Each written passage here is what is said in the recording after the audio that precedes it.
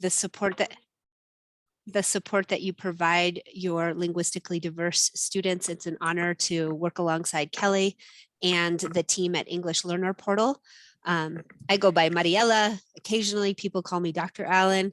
I've had an opportunity to work in public education in all sorts of different capacities in the United States, in Mexico, and Honduras.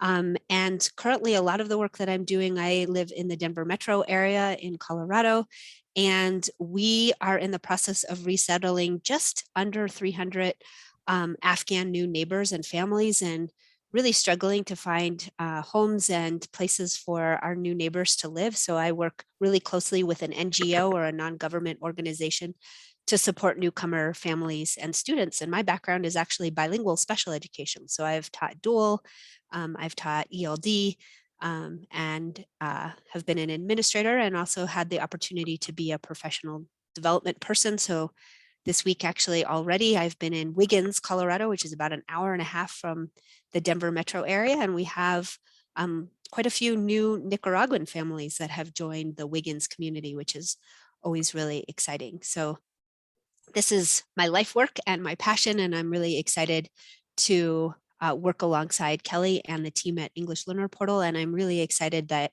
there's so many of you that are very interested in this particular topic. It's really pretty astounding on a Tuesday evening.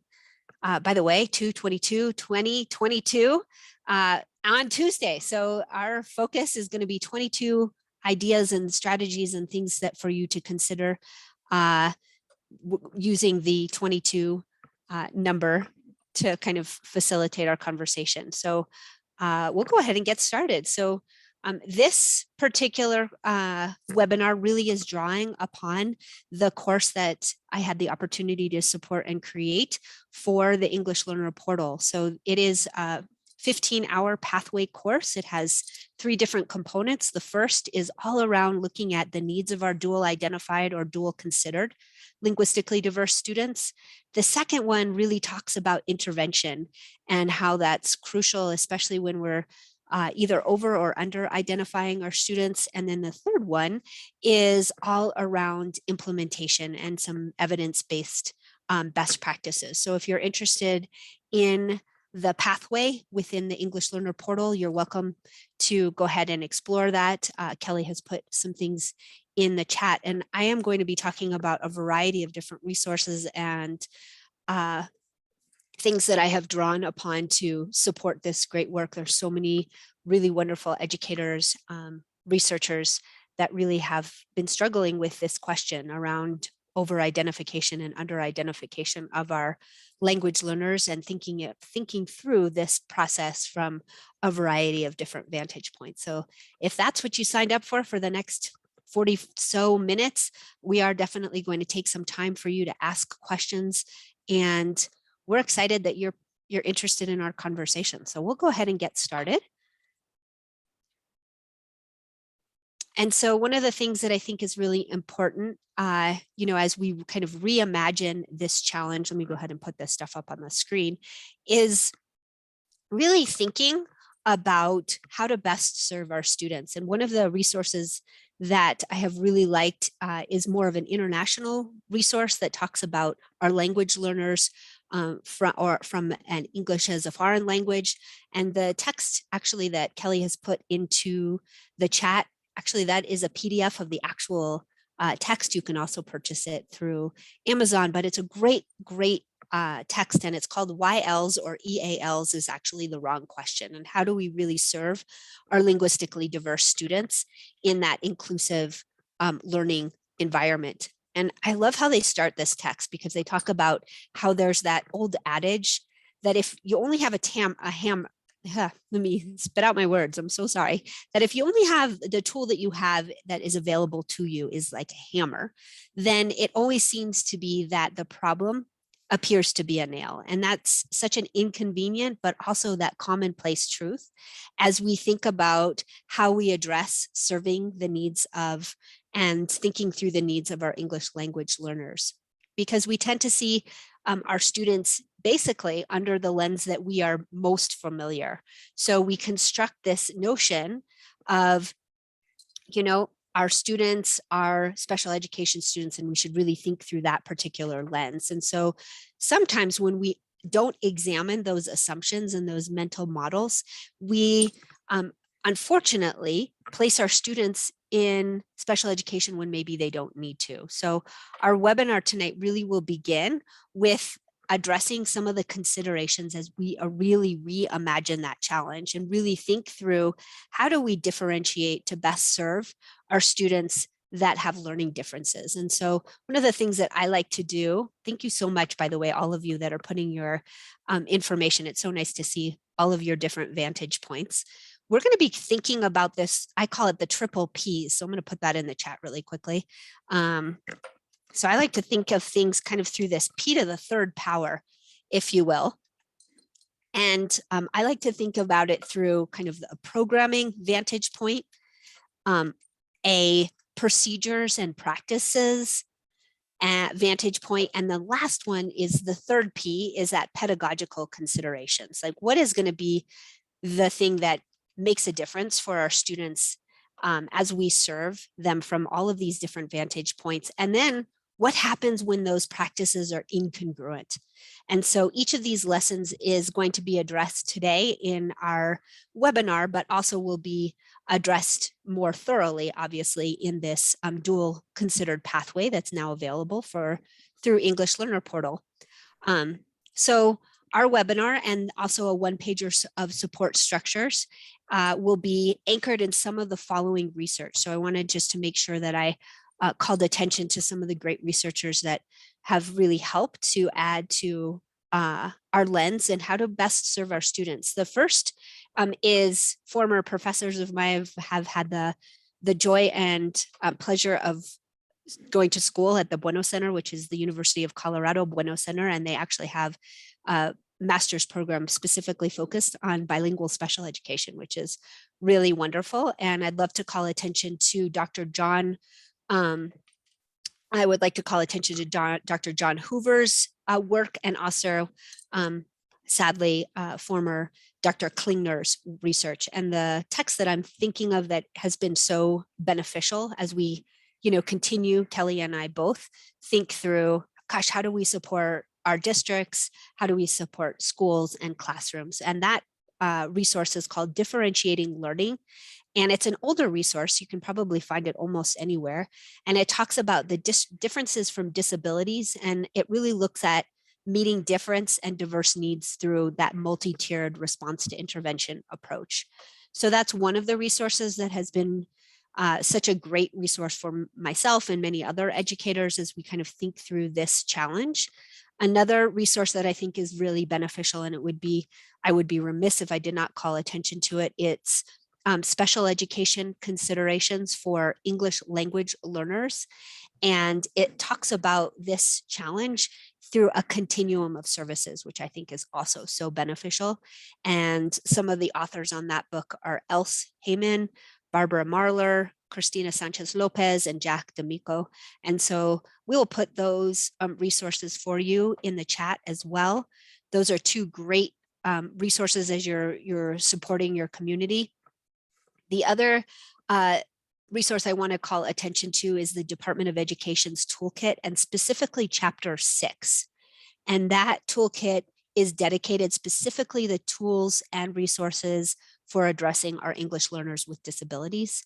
And you'll notice in that Chapter 6 that some of the resources were actually informed by the work out of California, and specifically the California Guide for Educating English Learners with Disabilities. So one of the great things about the course and the pathway and some of the feedback that we've gotten thus far is that participants really like the Padlet that has been created alongside the course, because it is just a myriad of all sorts of just great things to consider and resources. And Bonnie is asking, is that the Department of Education in California? Yes, it is, Bonnie, and we'll make certain we put a link to that specific guide so that you can just pull down the PDF yourself. All right, so let's go ahead and look at this from those three different vantage points. So Kelly's going to kick us off because in our exploration this evening, we were going to be using some of these questions. Kelly and I both have an opportunity, as I had mentioned, to support districts through all sorts of different professional learning opportunities through individual consulting or acting as thought partners with districts. And so when Kelly and I were imagining this webinar, I asked Kelly, what are some of the common questions that come up as you're considering, your districts, your schools, and educators as we kind of grapple with some of the needs of our English learners with learning differences? Kelly, all you. Yes. So as we were chatting, at first I thought, well, when someone asks you a question, you're like, I don't know, what do they? And then 100 questions come to mind. So we narrowed it down some to the first question being, what do I need, or what does my school need to ensure that continuum of service for English learners? So we're saying with suspected disability, because wherever you may be in the process. So how do we just make sure that the services work together, that they're coordinated, all of those things? We also talked about, this is one that came up when I was working with an ELD team in New Hampshire, actually, and they were talking about how to even come to the table for the conversation and say, we have data that we can bring to the table about our students, but they don't really paint the real picture for our students, because a lot of that assessment data isn't really valid with their proficiency level and all of that, the background and education. And so what data can I bring that would be more appropriate for my language learners and would mean more about what they are able to do and what they're struggling with in the classroom? So we talked a little bit about that. Of course, knowing research base is important. And we talked about just those practical things, like what do we need to make sure? So before we identify anyone for anything, we want to make sure that their tier 1 instruction is quality. Like, does the tier 1 instruction have what it needs to be comprehensible, to be accessible to our English learners? Do our classroom teachers know what they need to know so that our students have every opportunity before we begin talking about where a problem might be? And so we talked about what does that look like and what do we need in tier 1 instruction? So those were the 3 big ones that came to mind when we were chatting. Thank you. And there's some really great thoughts and explorations in the chat too. And we will do our very best through the course of our webinar this evening to address as much as we can. So we definitely have left a little bit of time at the end to try to address some of your questions, but we're going to go ahead and look through that programmatic lens. So I kind of like to narrow the focus, but we'll start big. So thinking about, programs that best support our linguistically diverse students, but also support our students both through special education services and English language development services. And so as Kelly had mentioned, that very first question is what is really needed to ensure that holistic continuum of services, which it speaks to that text that I had called attention to previously, that special education considerations for English language learners. And we're thinking about all of that, the needs within that continuum of service, thinking about scheduling and how do we create cohesive services and how do we ensure that our students not only have an individual learning plan, but maybe also an individual language plan. And so some of the things that we know best practices as we're kind of creating these systems of support for our students, this drawing on the work of the National Association of our Directors of Special Education, really talk to, that formalized programmatic considerations that, and our programming plans have detailed process regarding not only just the identification, but the referral, considerations around assessment and service. And so when something is incongruent in our programming or practices, sometimes that holistic integration of services are overlooked. And what we tend to see is either that misidentification or misplacement of our students. And so, as you can see here on the screen, we really want to make certain that at the programmatic level, we have created a very clear policy and guidance. And so we want to make certain that there's some congruence at the local classroom level, at the school level, at the district level, or at the institution level with regards to policies and practices to make certain that our multilingual language learners with exceptionalities are given the opportunity to be successful in the classroom environment. And so as we think about our multilingual language learners in special education services, we also often see a distinct underrepresentation of our students in gifted education. The other programmatic consideration that we want to address as we look at cohesive systems is we want to think about teacher training, because we know that when our educators are well informed and have detailed information both on our students' individual educational plan and individual language plan, we ensure that these students are served and given the best possible opportunities. So I love that notion around thinking about special education as not a place, but a service. And really thinking about how do we make certain our students have and our teachers have the strategies to both meet our students' language development needs alongside their academic needs.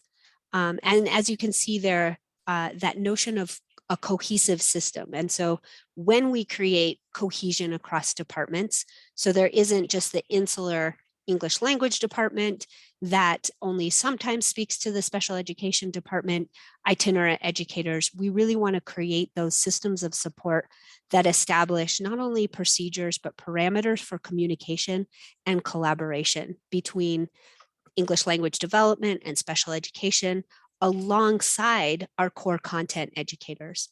And part of that practice is really looking at that whole, as we've talked about, continuum of services, right? From that point of entry for our students to what does it look like for exit considerations, and really having some strategic documentation for progress monitoring all along to make certain our students are making the necessary progress that we really want to make from time to time. And so the last piece, as I have here on the screen, is that integration of services.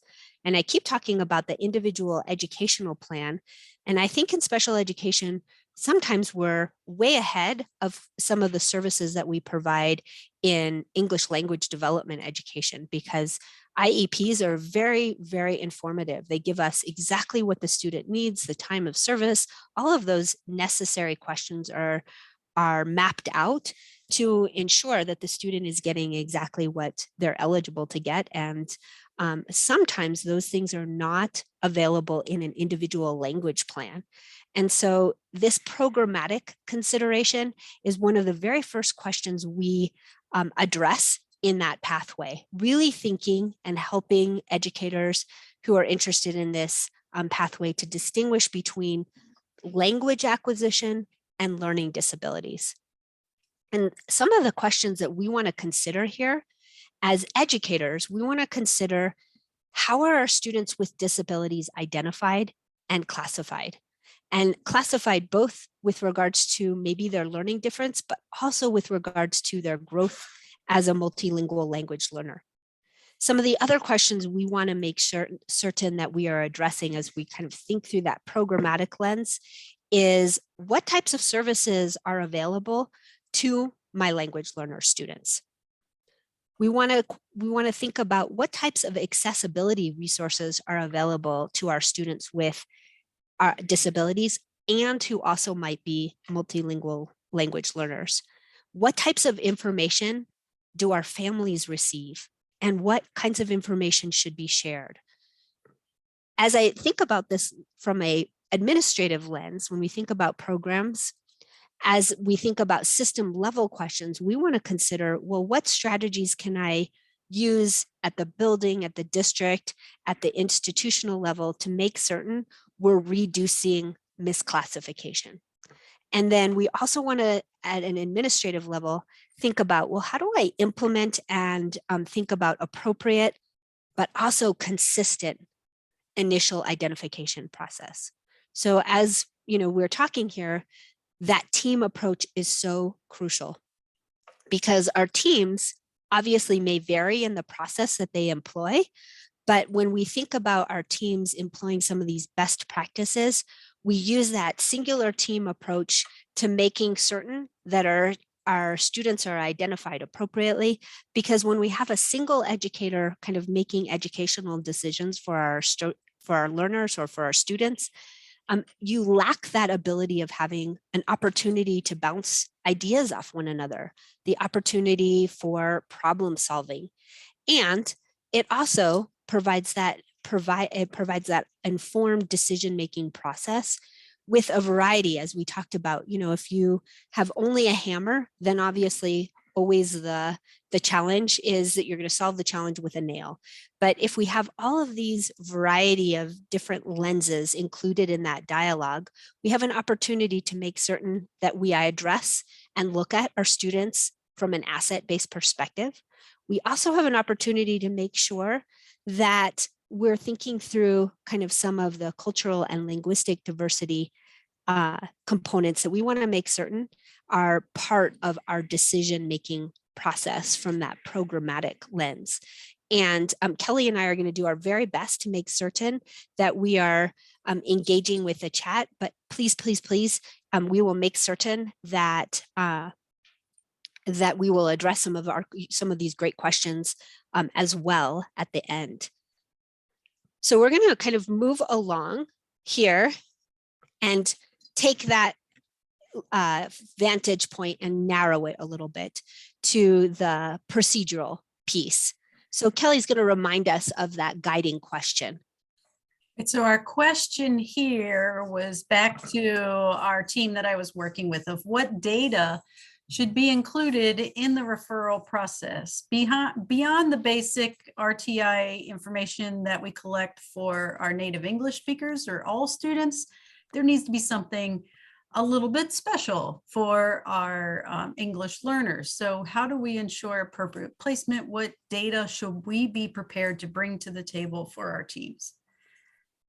Yeah, thank you so much, Kelly. So again, that we're narrowing our vantage point now. So we've been looking at this now from a programmatic. We're going to look at it from kind of procedures that really serve our multilingual learners that may have suspected disabilities. So let me put some focal points there on the screen for you. So this second question that Kelly posed for our webinar really aligns nicely with the second course in that pathway. And in that course, we really are exploring that notion of early intervention is so crucial for our students. And we explore the role of MTSS, or multi-tiered system of supports, in both the identification, but also the referral process for our English language learners. And so as I had mentioned, from a programmatic lens, when we use that team of educators rather than a single person, then we have that opportunity to make certain we're making unbiased decisions for our students. We have the opportunity to really differentiate language and literacy acquisition from disability. And that can be really, really difficult. It's really essential to determine as we kind of move through that continuum of support and identification to determine what is the root of your individual students' academic challenges. And so as we construct those procedures and practices in our learning communities, it's helpful to have that single repository. And there's such a neat tool that I highlighted. It's in that chapter 6 of the resource from the Department of Education. And in this tool, it does such a nice job of highlighting and by the way, we will provide access to that link for you. But it's based on the work of Dr. Janice Butterfield, and she developed it on behalf of SELP, or the administrators in California. And what's really nice about this tool is it looks at kind of the procedures and practices of, is this a language consideration? Is this a learning difference? What are some of those milestones or focal points that we can look at to see how our individual student is progressing. So let's look at that a little bit more. So I really have liked utilizing kind of this 3-step process, because we know when programming aligns with procedural practices, we definitely have an opportunity to ensure that our multilingual language learners with suspected disabilities are provided the right process and the right services. And so in this very first step, we start to document the learning difference. In that second step, we start to evaluate the difference between some of these common indicators of language difference and the process and progression of language acquisition. And then the third step, which is so crucial, is really looking at some of these common indicators of possible learning differences. One of my favorite go-to resources that Kelly has highlighted there in the chat for you is the Students with Disabilities. It's a high leverage practice website, but it also just has an inordinate amount of resources when you're thinking about, hey, these are my best practices. These are the things as special educators we know are kind of our go-to tools and tool belt to make certain we're serving our students. So if you've never had an opportunity to look at that high leverage practices.org website, I strongly encourage you to take a peek there. So let's kind of consider this speaking from maybe an oracy task. So this actually just happened in a district I was working with last week.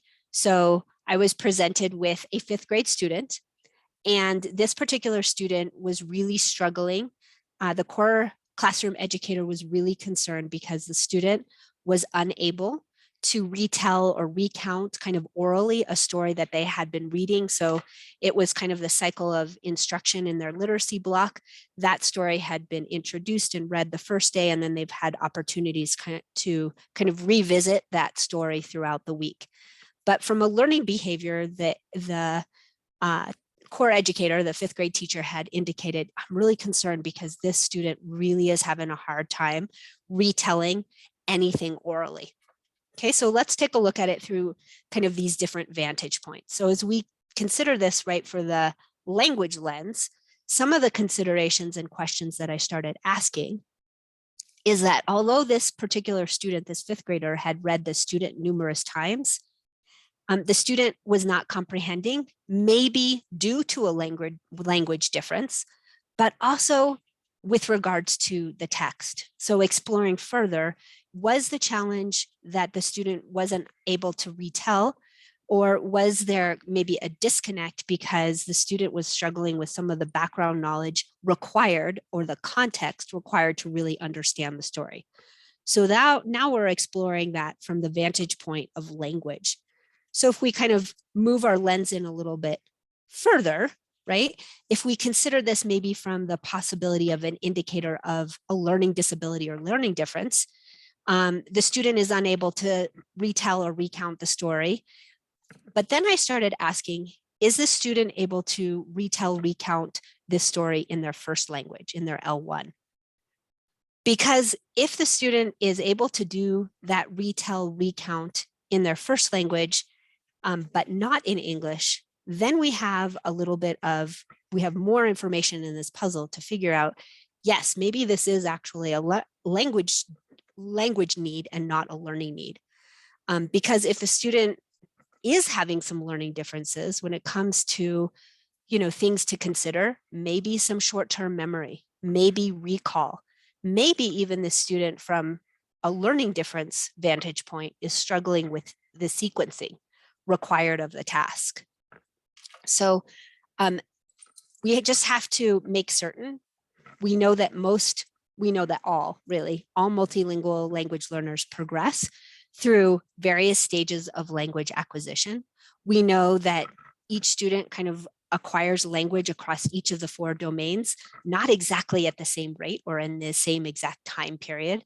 So we have to really look at where is that insufficient progress, and how does that impact that student's ability to do grade level tasks. And so sometimes we may actually see our learners make insufficient progress with their language acquisition, despite all these great tier 1 instructional things that are happening in the classroom. And so we want to make certain we have considered some of the following best practices.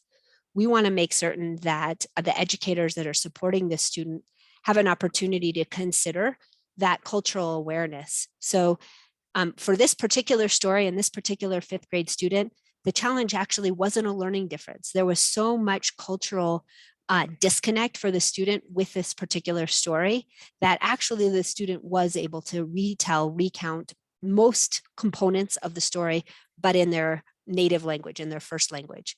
So that was the need of this student. And so understanding kind of the cultural awareness and also progression of the student's language was really important. The other thing that we want to consider as we look and narrow our gaze into the procedures is that strategic integration of our students' home language.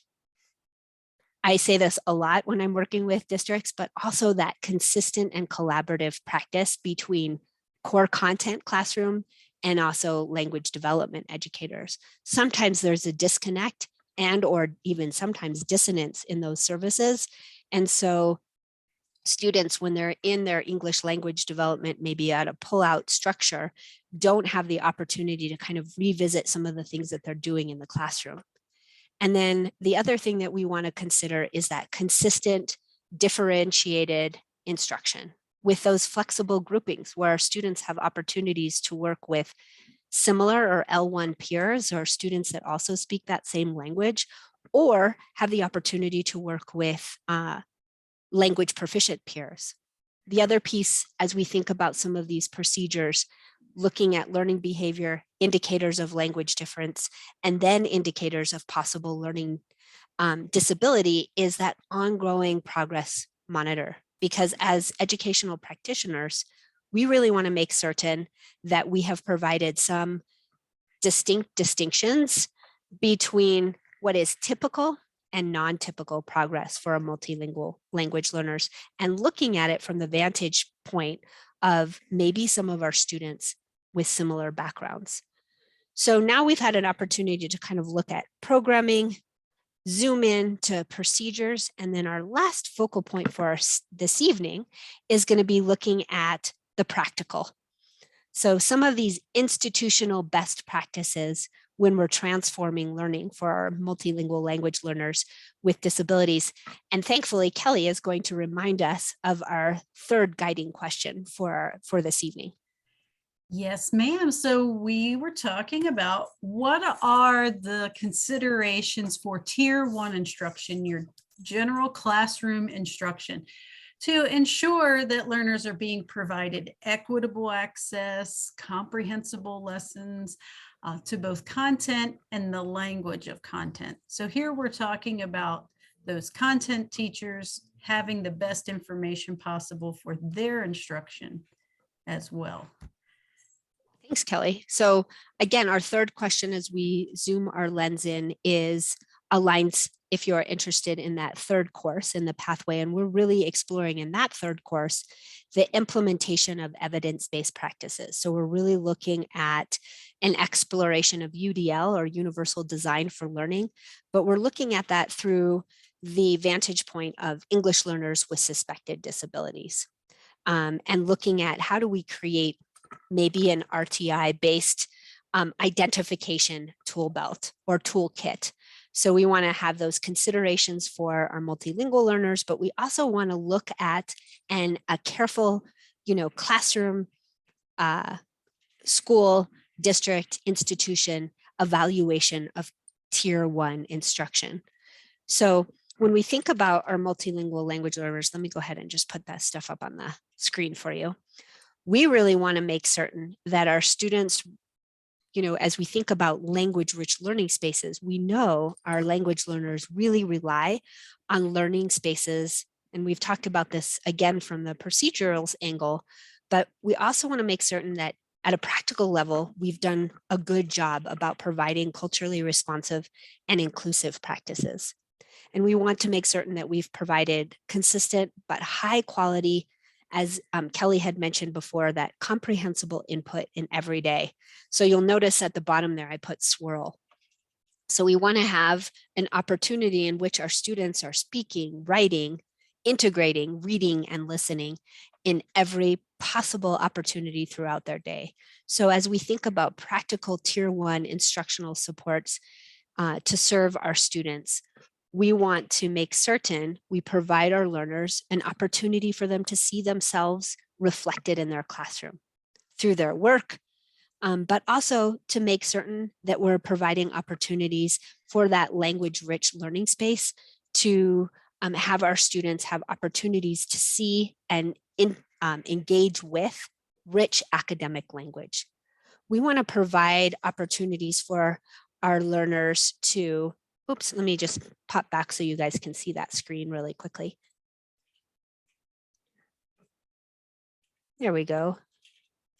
We want to provide opportunities for our students to look at and use, as I had mentioned, that swirl: speaking, reading, interaction, engagement, reading, and listening, because we know when our students are engaged in that structured talk with other students, it provides opportunities for our students to not only learn from one another, but it also gives them an opportunity to problem solve and communicate using some of that targeted academic language. Kelly and I both have experienced lots of opportunities in which our students are quickly placed into a tier 2 or tier 3, and then sadly placed in special education or even remedial path classes, when indeed they have never received kind of quality and consistent tier 1 instruction in which they're using language in meaningful ways. One of the other things that's so important about utilizing the structure of conversation protocols is it makes certain that all students, including our students that are multilingual language learners, are having that opportunity to engage in rich and dynamic academic conversations. We want to give our students daily opportunities to write. Many of our students, especially because of the challenges of living through 3 years of a pandemic, writing is one of those things that I've noticed a lot, especially in our secondary classrooms. Many of my students previously who are more self-starters are like, I have nothing to say. I don't, are more apprehensive, if you will, around writing. And so I just encourage educators to incorporate writing across the content areas in any possible way. Writing doesn't have to be a huge daily lift or even lengthy. It provides an opportunities for learners to practice not only with, core content language, but it also gives them opportunities to practice with form and function of language across the curriculum. So there are many, many tier 1 instructional best practices that Kelly and I have both noticed that are often overlooked in exchange for more structured tier 2 or even tier 3 instructional practices.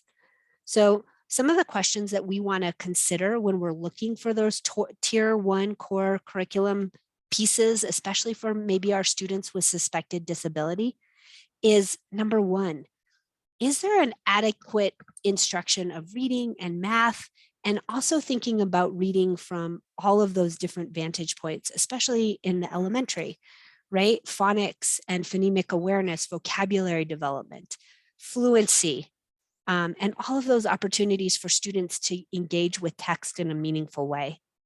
And there's some great pathways in English Learner Portal if you're looking at exploring, long-term English language learners or some of the other, sorry about that, some of those other vantage points. So the other thing that we want to consider is the question around, is that core curriculum for language learners reflective of our academic standards, especially as we think about bilingual education or even ESL programs? Another question is the core instruction of high quality in that instruction, is it delivered with fidelity? Are the universal screening and progress monitoring instruments that have been selected culturally responsive for the learners who will be taking them? For example, are there items on the tests that would be easily understood based on a student's academic language proficiency level? And then the last question sometimes that we will often ask is, was some of the progress monitoring pieces, when we think about these best practices, conducted in the language of intervention? And was it always in English? So there's lots of things to consider as we look at best practices, but these are a couple of them. So one of the things that I just want to call attention to, because I know our time is limited, and I want to make certain that we stop and give some opportunity for rich conversation, since, you know, there's, I don't know, over 100 of you on, and I know that there was quite a few that were interested in this topic. Again, I just wanted to make certain that we called attention to this resource. So it's that Department of Education. It's the 6th chapter of the English Toolkit, and Kelly has brilliantly put it right there in the chat for you. So I just wanted to make certain that we called attention to it. And then also there is a link in the chat soon that also gives you the entirety of the English Learner Toolkit if you're interested, not just in chapter 6. So that will be in the chat for you as well. And then the other thing that I think is so valuable, if you're in the United States, or even if you're coming to us from outside of the United States, I think I noticed in the chat there was quite a few great educators that are supporting language development outside of the United States, is one of the great resources that I like to look at is check the Department of Education and your education website. So Arkansas, Arizona, Colorado, we have a great resource, California specifically, as I had called attention before to Dr. Butterfield's work, specifically with that kind of 3-tiered or 3-pronged approach. You'll notice Dr. Butterfield's work was actually included in the chapter 6 toolkit for you, but it's really nice because it really looks at opportunities to look at students from their first language and their L2. It provides a great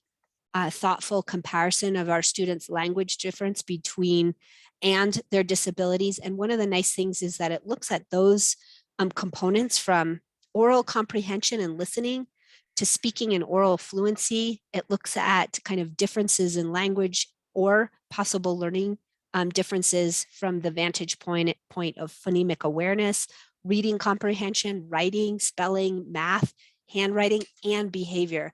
So those are all the vantage points that we really want to make certain we're addressing. But I would encourage you to look at your Department of Education. So those of you who are outside of the United States, I believe that Kelly put my contact information in the chat. If you're having a hard time finding something and you're from one of those states, let me know and I'll be happy to point you in the right direction, because I think many of our states have done some really great work, and there's some really wonderful work internationally as well. And then the last thing I just wanted to kind of call attention to one other time is ways in which, if you are interested in the dual identified learner pathway, again, I told you it's 3 courses. What's interesting about this is it's completely asynchronous. So all of the work is yours to kind of explore at your leisure.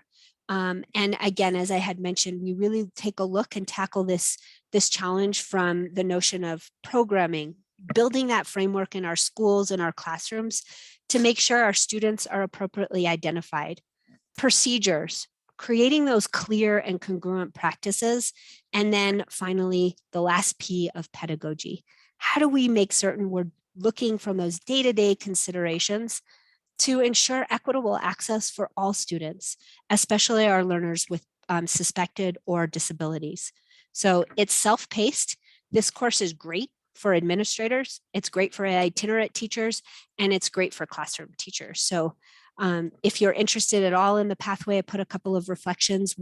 This pathway just started in January, and these are some of the reflections of people that have already completed the class. And then Kelly can talk to you more about this, but this course is also approved for tuition reimbursement. And then the next cycle, oh, I hope I get this right. I think the next course cycle begins March 21st. And then participants will have exposure of the course will be available to them for through completion through the end of August, I believe. And then there is also a summer cycle. Kelly, please correct me if I have misspoken, but the summer cycle, I believe, begins on June 13th. So that gives you just a little bit of information about this particular pathway, but I encourage you to explore. There's many other great pathways that are a great self-paced opportunity to continue grow as learning practitioners. Here's ways for you to contact us. And so now I think this is just the best opportunity now to kind of take an opportunity to collect some of those questions that have happened throughout the chat. And so Kelly, if you want to feed me some of those great questions, if you have questions, you're also, I mean, I don't know, are they able to unmute themselves? I believe so. Okay.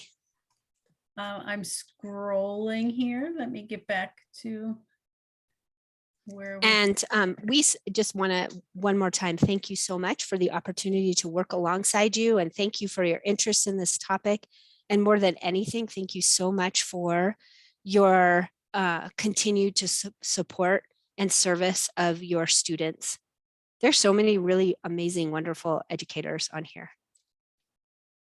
Yes, I would second that for Mia before we get to the Q&A of that. We know that compared, besides last year, this year has been an incredibly challenging year with all of the openings, closings, absences between students and teachers, and it's just made life a little bit more challenging and added layers of work to you that you didn't normally have. And for you to take an hour of your time to join us and talk about all of our students says a lot about you. So we really appreciate that, and know that I know Mia means it when she says email her a question, and same for me.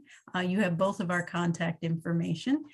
And just again, for those who can't stay for Q&A, we have been recording this session, and depending on how long it takes Zoom to process it when we close it out, it will be posted tonight, and you will receive an email when it is ready for the replay to be recorded. And feel free to share that email with everyone. Okay, so Mia, I remember reading in the question, someone was asking about when a family is reporting that a student has difficulty with language and pronunciation in their native language, how do you go about taking that information? How can you turn that into data for your team? Yeah, I think that's a great question. We do often get,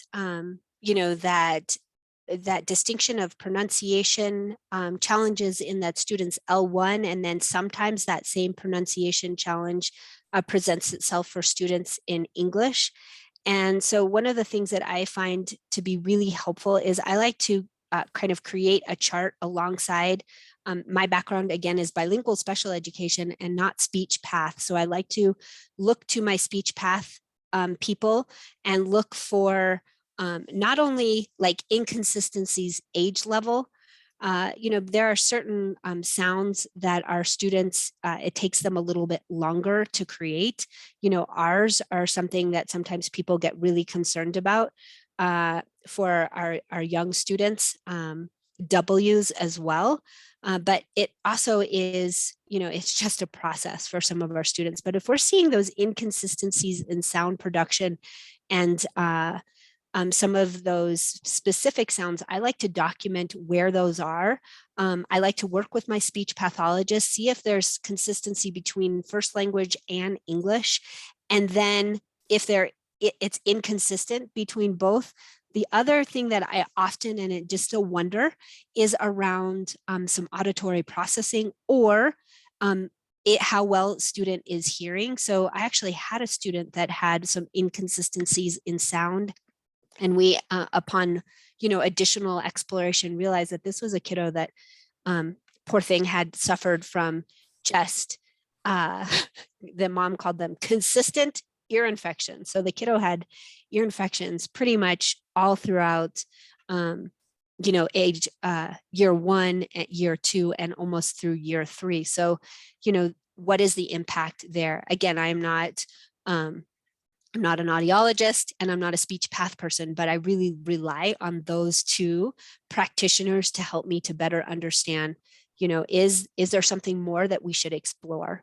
So that's a great question. And I love that there's an opportunity in that question to kind of think through that question from the other experts' vantage points. Thanks for asking that question. Okay, and there is, will there be a way to access the Padlet that you mentioned earlier? The Padlet is for, because it was just a great deal of work, that Padlet is available to those that take the course. Sorry, friends. There is a one-pager that captures some of the things that were discussed in tonight's session. There's 22 strategies and ideas. Don't count, I might have missed a few, but there are some things for you to consider, again, through that programmatic, procedural, and practical lens. But please sign up for the course. I'd love to have you, and hopefully you'll find the Padlet to be really beneficial as well. All right, let's see. And I can say, as far as getting that handout, when you receive the email for the video recording, on the same page where you access the video recording is where you can request a copy of that handout be emailed to you. So you put in your info, it will come to you. The handout will come to you as a PDF in email. So you'll see that information about that in the email you get afterwards as well. And then will you be providing the PowerPoint? Absolutely. I think that's something that you upload, right, Kelly? I think. Absolutely. We can put that also on that replay page. Okay, let me see. And feel free, I think our group is a little bit smaller, but if you have specific questions that you aren't hearing us address, you're welcome to unmute yourself. So what do you say when a school tells you that we can't refer a student until they've been in a US school for 3 or more years? Who was it that asked that question? That made me just, when I saw it, I was like, well, I've heard that before. Yep. Okay. Yeah, that's a great question. And we often, that's actually one of the, one of those, I don't know where those practices come from.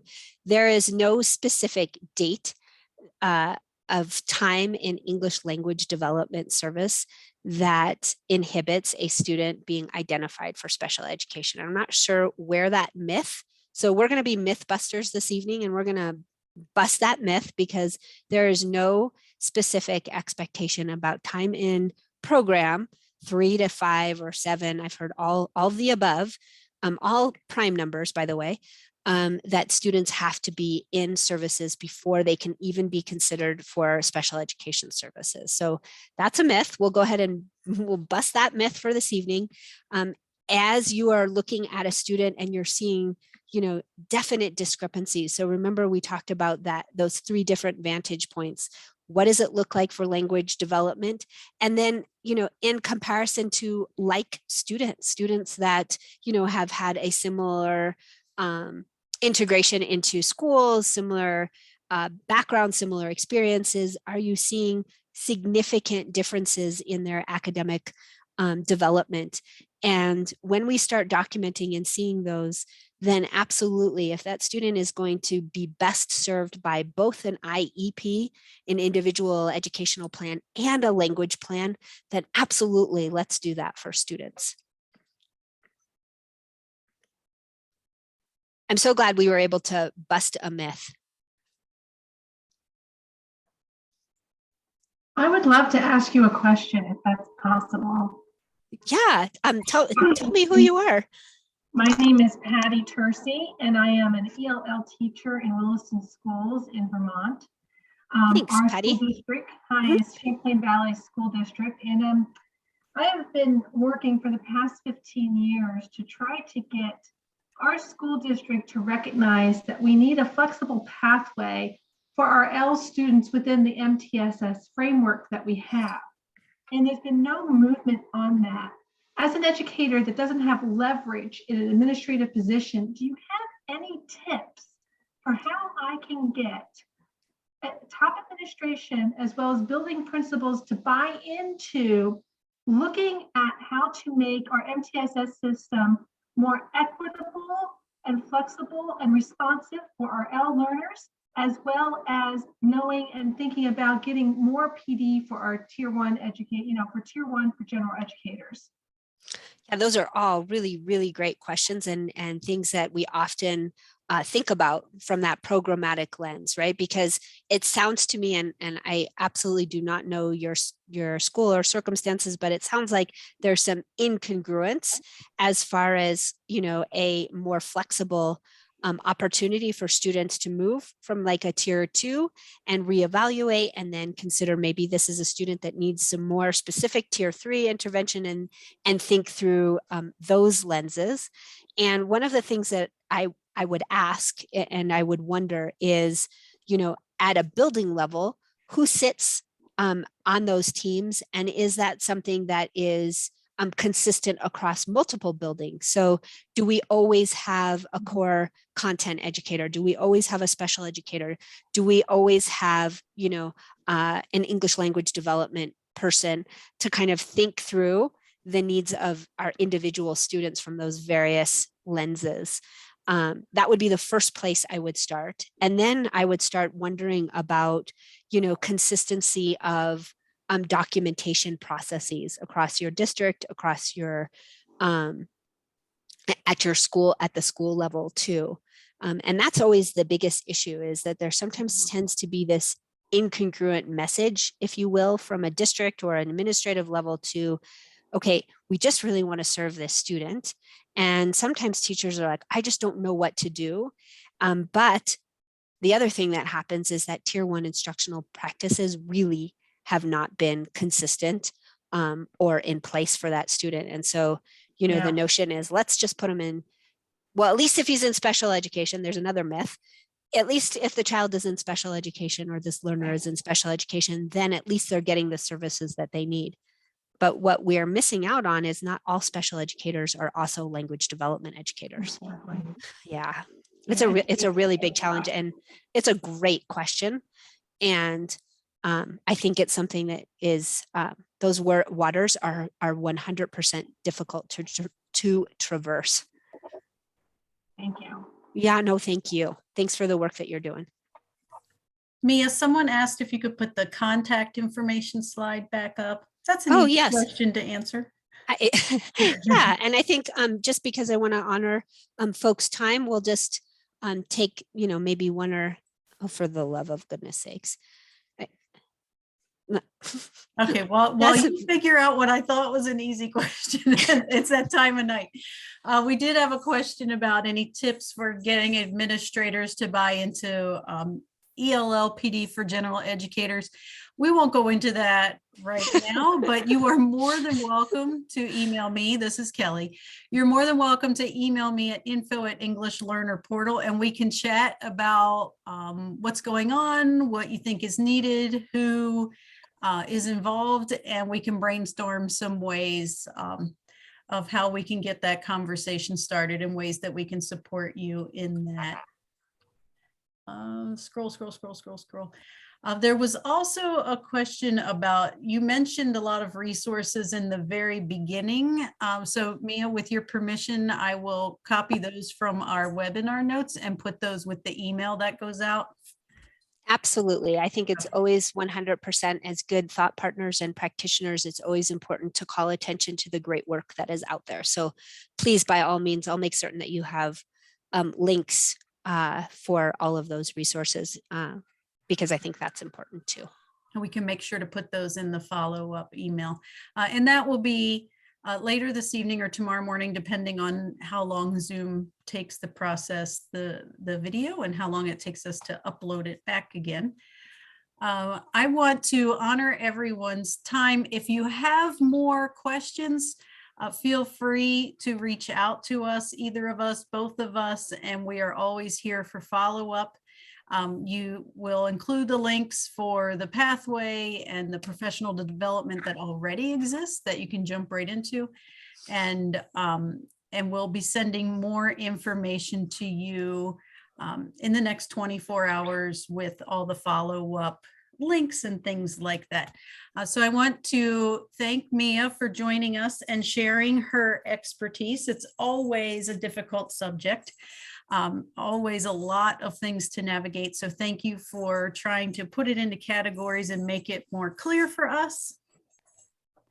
Absolutely. It's always an honor. Thanks all of you for the great things that you're doing to serve your students. It's become night here, so I have no lights on in the office other than the computer screen. So that's always fun. Anyways, thank you so very much. Please reach out if you have additional questions. I may not know the answers, and I will definitely, if I don't know them, I will point you to some great resources that are out there. We always get stumped for sure. Have a good night. Stay safe and healthy and well. And if you're in Colorado, it's 7 degrees here, so stay warm. All right. Have a great night, everyone. Thanks for joining us. Thank you so much. Have a good evening.